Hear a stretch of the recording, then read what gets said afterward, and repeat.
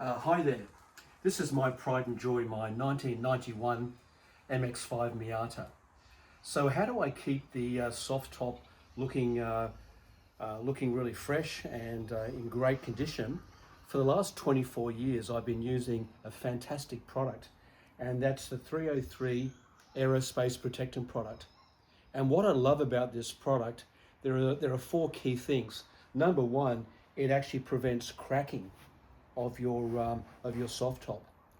Also, it actually repels stains and dust, and also it restores it to a really nice sort of like a little matte sort of finish. It keeps it looking really fresh.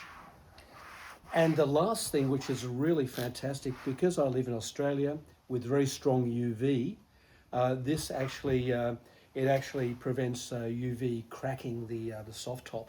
This product, the Aerospace Protectant 303, is the product to use for any rubberized surface that you need protecting. It's a brilliant product, so happy motoring.